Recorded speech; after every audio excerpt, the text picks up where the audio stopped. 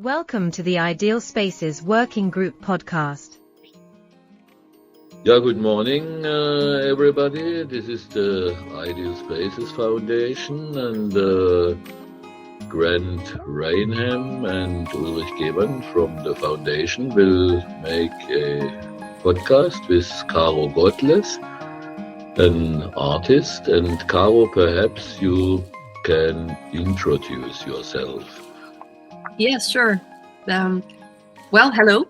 Great to be here. Thank you for inviting me to your podcast. My name is Karo Godles. I am based in Baden-Baden, Germany, and I am an artist, a scenic painter, muralist, designer, and musician. And I am in the art industry for over 10 years now as a freelancer. So just a little bit about my background. I am born in Poland and I came to Germany with my family when I was 3 years old. I grew up predominantly in Germany. I spent some time in Atlanta, Georgia. I went to high school there. So I got to experience living in the States in comparison to living in Europe. And after graduation, I went on to study scenic painting at the Louis Le Poix School in Baden-Baden. It was a very classical education in painting and scenography and in all kinds of subjects. I was very lucky to have had an exceptional and very talented teacher and master, Damian Swiderski, who taught me everything he knew about art and all kinds of techniques in painting and design.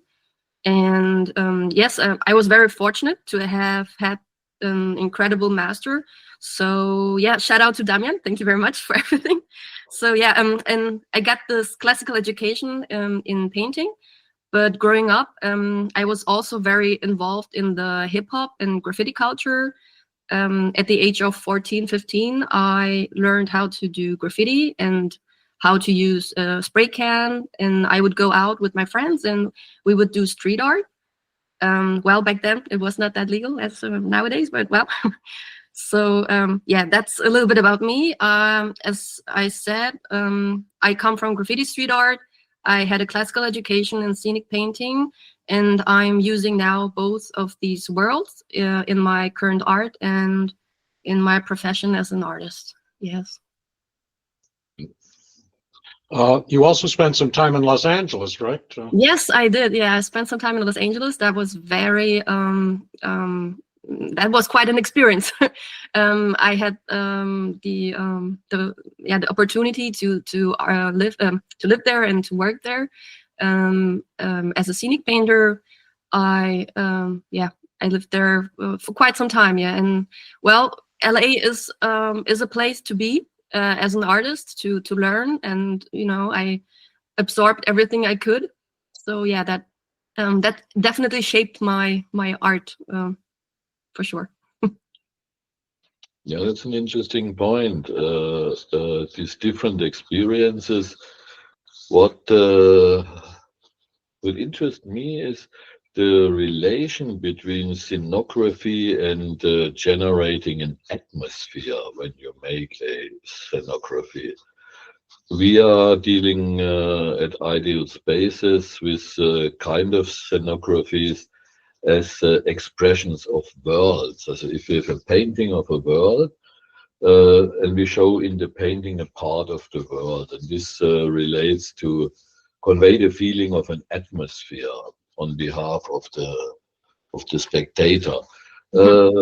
What could you say about this relation between scenography and atmosphere?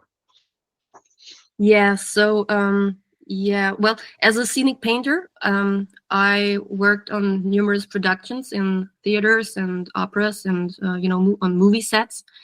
And I'm more or less the link between the director and the set designer.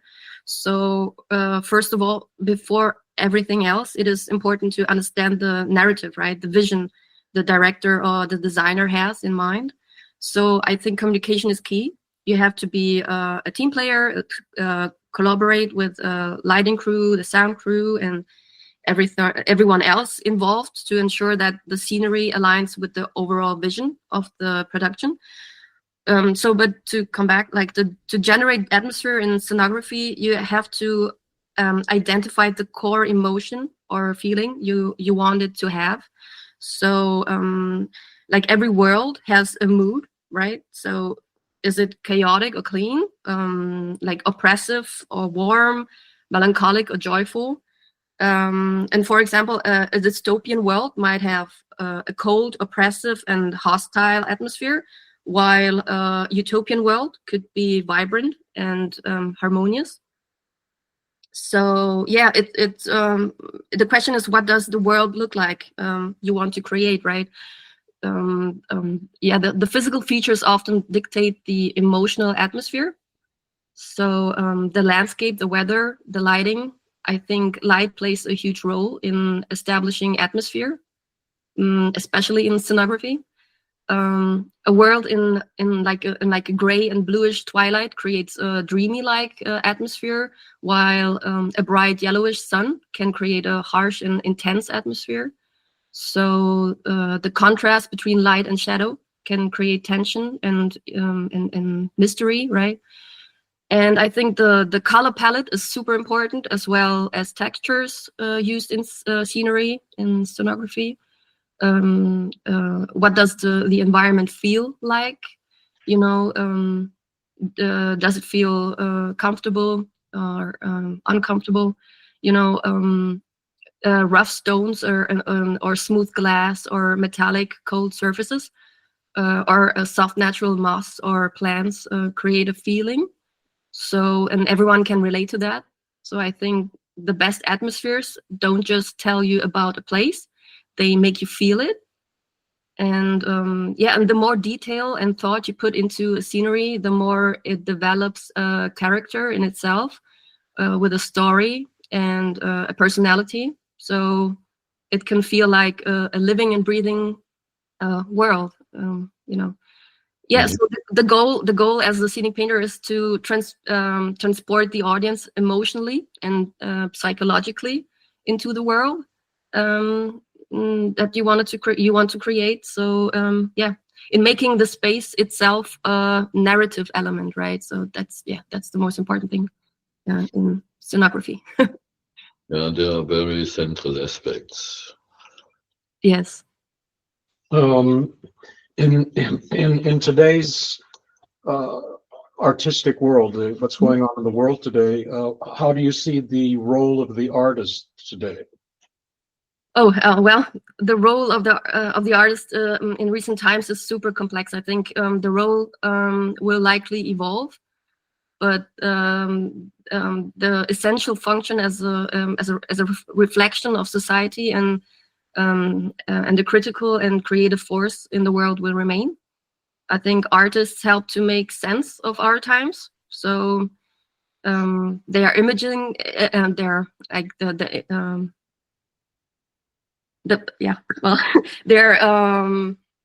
are creating, you know, new images and possibilities and visions. So I think the artist as such is changing, though. But just like our technologies evolve and our culture expands, for example, as a scenic painter, I learned how to paint huge backdrops for plays in theaters, right? We would stand on those super large canvases and paint for weeks on a backdrop just for like one scene in the play.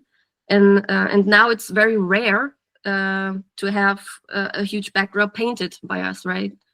Often they use projectors now, or they just print it out like on those gigantic printers they have now. So and of course because it's cheaper, right? So Yeah. I think the capitalism has historically shaped the way art is produced and consumed and valued, and it will continue to do so in both positive and negative ways, right? But yeah, the new technologies also have opened up new perspectives for artists, right?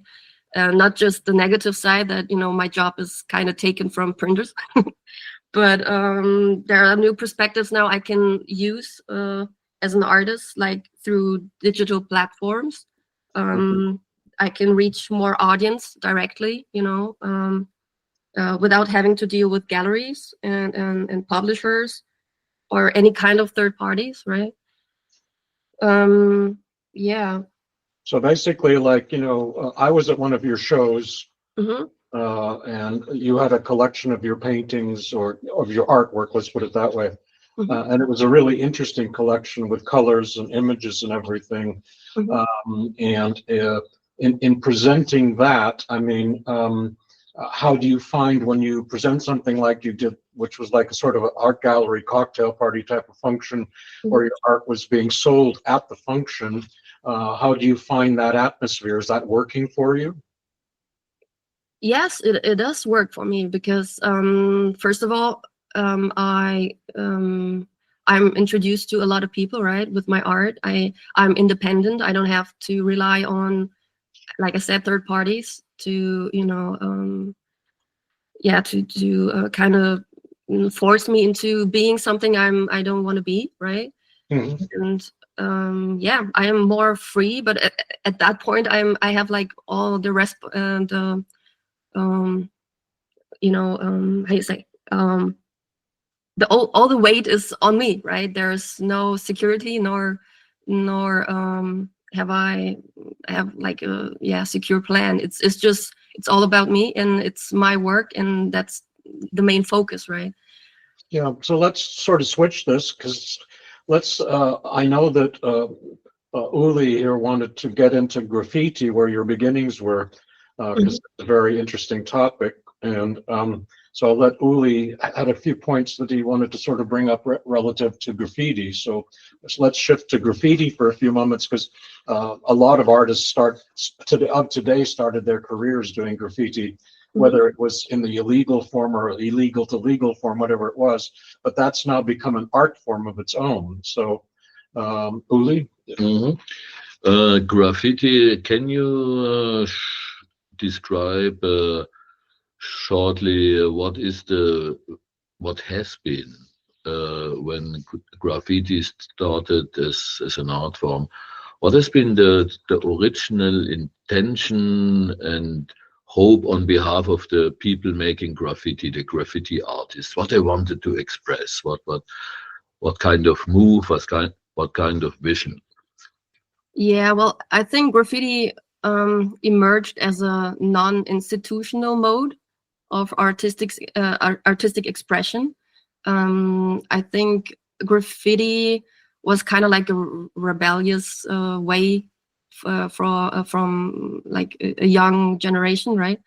And now the young generation became older, and graffiti became, I think, an art form that is just respected all over the world. It's I think you see it everywhere now.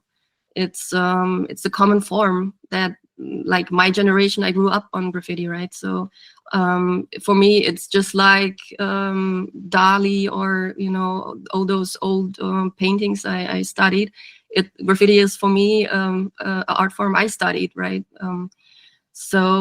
Yeah, and I was very interested in that kind of art form because it was rebellious and it was unique, and it was for me accessible. As a teenager, I went out, with my spray can, and we would do graffitis on trains and on stuff like that. But it started, I think, as a very rebellious and self-expression kind of art. But now it just became just like with Banksy, and he's famous for like all over the world with his graffiti and style, and the street art style. So it became an art form that is now seen in museums, right? And how this shift can be explained The in shift. terms of evolution? The shift from the rebellion to the art form being placed in museums and become part of the, let's say, official culture. Huh? Yes, I think. I mean, the society just wanted it, right? It's people are curious. They wanted to be a part of it, maybe, and to have a part of it hanging on their wall. So And the capitalistic society we are all living in just saw, okay, there is an interest in it, so why not make money out of it, right? So I think that's the one part. The other part is it's still very raw, and it has some political background to it, to be anti-establishment, and to kind of protest against something you are not fine with. So yeah, it's a double sword, I would say. Related to capitalism, a provocative question: is capitalism engulfing it all as regards art today? Like in what kind of way? Like the capitalism? In graffiti, for instance, but also in scenography. What is the role of capitalism in these regards of incorporating art forms? Because you mentioned that there is a positive direction and a negative direction in this capitalist environment related to art. Mm-hmm. Yeah, well, I think art has always been a part of the capitalistic societal our thing, right? We are I mean, as an artist, I live out of it, right? So I have to live from art. So for example, as a freelancer, especially in the art industry, you have to have like multiple revenue streams now, for example. Well, I work, for example, as a scenic painter, right? On productions. Then I also have those exhibitions I do, like my own exhibitions with my paintings.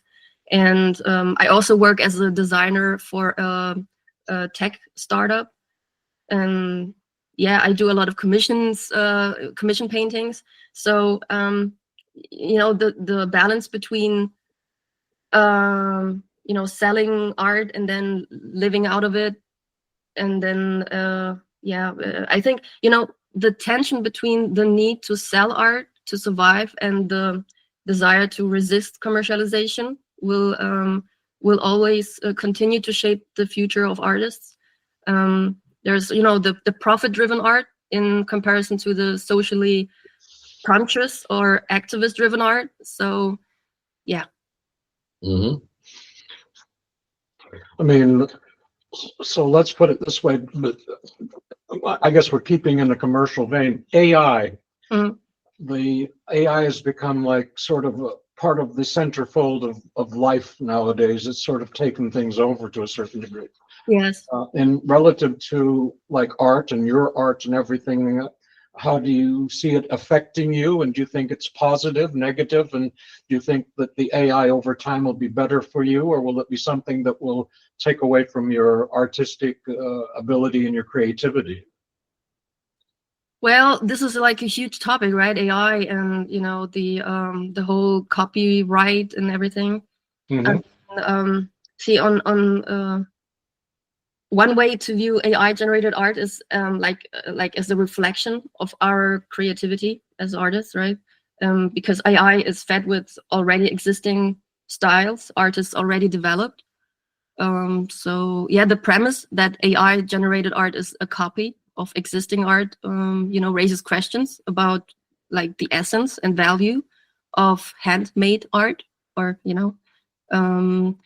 but what I think what AI will never be able to do is create art through like genuine lived experience and emotions.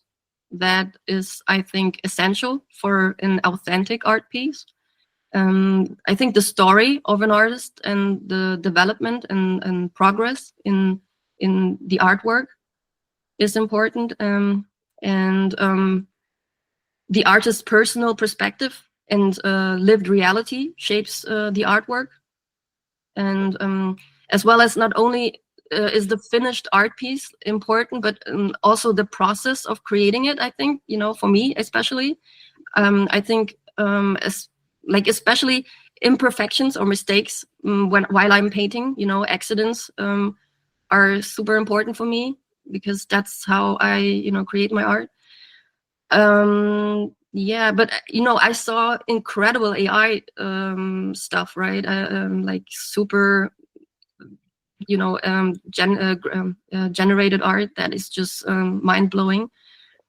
But yeah, I think AI technology continues to evolve and produce works that are visually super compelling, but handmade art remains essential. I think the idea behind the art and the authorship of artists and personal and cultural context in which artwork is created is irreplaceable or cannot be replicated or copied by a machine, I think.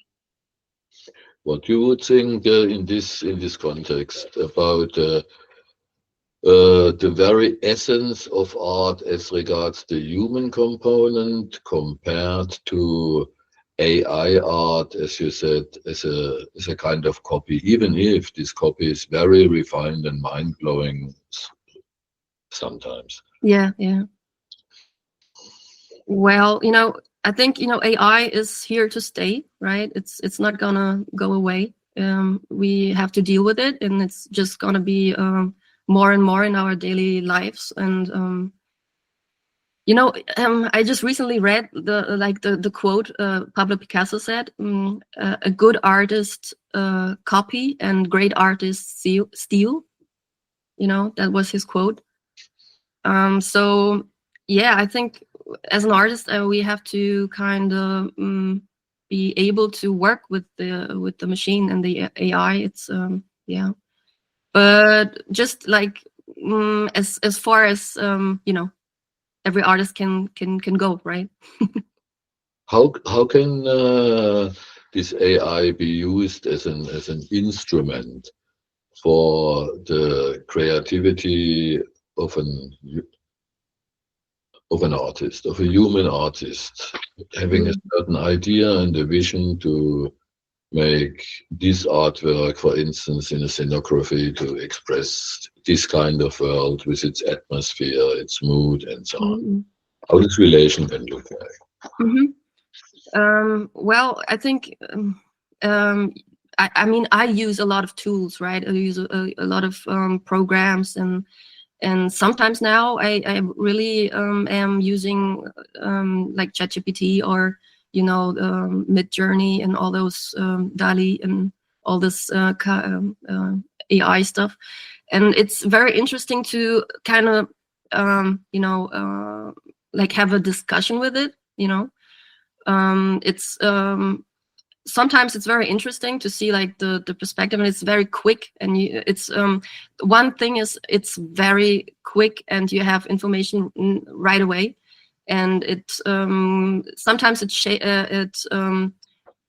shapes a new like perspective you haven't thought about, and it opens up a new like a new way of thinking. Like it's it helps me to see a different world, or because the AI is like fed with all of the information there is out there, and I just have my brain, right? So I'm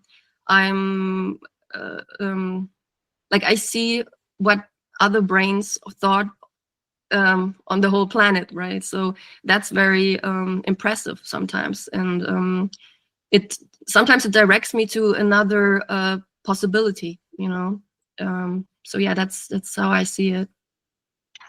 I mean, like art and the public space, like we see art in public spaces. In past societies, if you even want to go back, let's say to the Greeks, the Romans, so forth, thousands of years ago, art became a part of everyday life. It became part of their buildings, their architecture, their squares, their living spaces, where the public sort of did things. And it was sort of like part of the basis of their visual life. Today, how do you feel today's society looks at that? And are we still incorporating art, do you think, to the level of past societies in our public spaces and, in our vision of every day when we live in big cities, for instance? Yes, I think in today's public spaces that are shaped by urbanization and commercialization and digital technology, art has a different dynamic. I mean, while we are surrounded by public art, the function and meaning has changed. So many public spaces today are like privately owned or controlled by commercial interests, right? So like malls and shopping centers dominate urban areas where art like serves more as a decorative function, or or as it promotes brands. Mhm. So yeah, in some cases public art functions as a tool for marketing or branding. Yeah, so and sometimes cities themselves become brands, right? Like Right. large scale sculptures or like murals or installations attract tourists and investors, So so you think that there's still a future for the public space and art? yes, I think as cities become more like populated and urban spaces become more commercialized, there is an increasing need for art that that lets people think and connect more, I think. That gives them like a feeling of belonging and oneness. Mhm. And yeah, well, I hope I can be that artist and Right. I can make people think and feel something, positive. Let's say if I was to say to you, Caro, give me a vision of your ideal space using your art. If let's say we're in the middle of a city, we're in a park, or we're in an area where children are playing and everything, and somebody says, how can we make this an ideal space using your art? Well, first of all, I'm like a muralist, right? So I would paint the walls in colors and in something positive that people can feel good in it, right? Just like I said, in the scenography and atmosphere, you have to feel the space. And I think because we are living things, not AI, Right. we are experiencing space. So I would definitely paint it in a like brightful colors, in a feel good mood, just that people feel good there in the space. Also, like like in art today, it seems a lot of stuff's become very black, white, sepia tone. Yes. I mean, in your point of view, because I know your art has a lot of color in it for sure. Mhm. Is color really important, do you think, for the psyche of the human being?